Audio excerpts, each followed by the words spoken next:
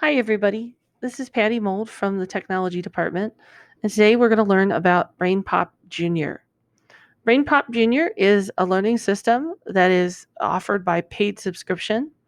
There are some free areas in BrainPOP Junior, but to get the most functionality, you are going to need to pay for either a class or a school subscription. Currently, Bissell is the only building that has a paid subscription. Which allows them access to all of the features. Now, with BrainPOP Junior, there is a single sign-on which allows us to automatically sign in using a special link. And so when you're using it with your students, it's important to make sure they are using the link from internet resources. So I'm going to show you how to get to that today. So first thing we're going to do is we're going to go to Samuel Bissell. Then we're going to click on Internet Resources. And we are going to scroll down until we see the picture of BrainPOP Junior. That takes us to a special link that, as long as your student has already been added to Google Classroom and that has been imported to BrainPOP Junior, it will automatically log them in. There's nothing that they're going to have to do. Same for the teacher. If you've already logged in to Google, this link is going to allow you to log automatically in as a teacher to BrainPOP Junior. So I'm going to go ahead and click on it. It's important just to remember that there is also BrainPOP, which is the older version of BrainPOP Junior. They are not the same thing. There are some significant differences. And so if there's things you want to use there in BrainPOP, unfortunately, you have to make sure that it's either BrainPOP Junior. And that's where we're going to get our materials today. So when you come into your teacher login, the first thing I want you to do is let's go ahead and take a look at our dashboard and make sure it just says teacher dashboard. This is going to be where you can create a class, you can update your roster, as well as you can start to look at assignments and other teacher things that would be important to you. And so the first thing you're going to do when you come into your dashboard is when we want to create a class, because we're importing from Google Classroom, we're going to actually say import new class. And so I'm going to go ahead and click on this.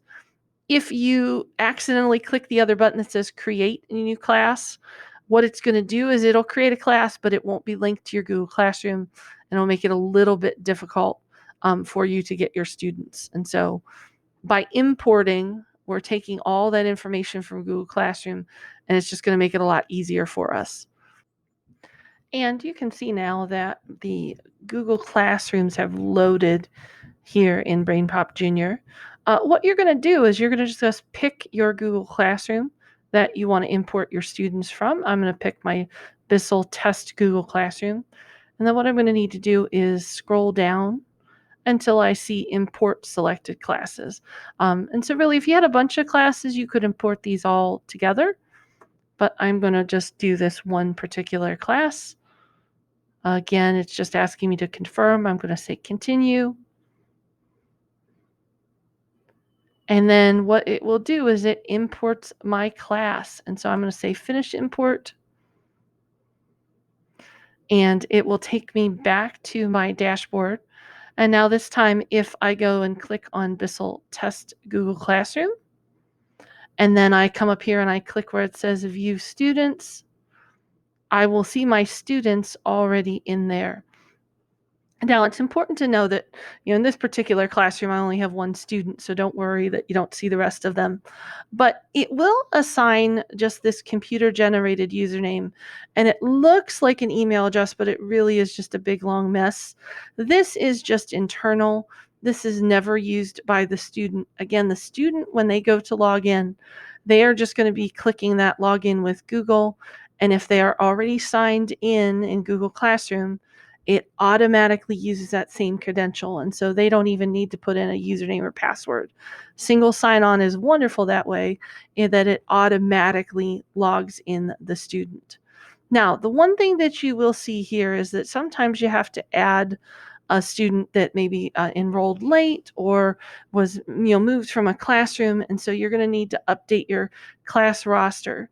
It is really important that student be added into Google Classroom first.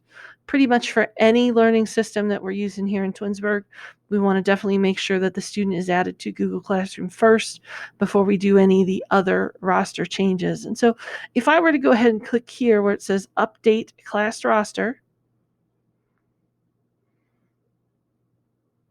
what will happen is it will put us through that same process where it asks us to import a class from Google Classroom. It'll look very, very similar to what we've done before. And so you similarly just go through the steps. You're going to choose the particular classroom, and I'm just waiting here for it to load. But you're going to choose that classroom. You are going to say import. It will take you through the confirmation step. And then finally, it will get you back into. And so if I were to select the same classroom here and just say import selected classes, and I say continue, it will just import those new students, and it doesn't worry about changing the settings for anybody else. So it's not like anybody else is losing information. And now, let's say I would have had an extra student when I go to this Google Classroom, it's going to have that student there as well, all set up and ready to go for BrainPOP. And so this is really just how you log in, how you set up your classroom, and then how you edit or you import new students when you need to. Uh, in the next video, we're going to go ahead and cover how we make assignments in BrainPOP. Hopefully this was helpful. Have a good day. We'll talk to you soon.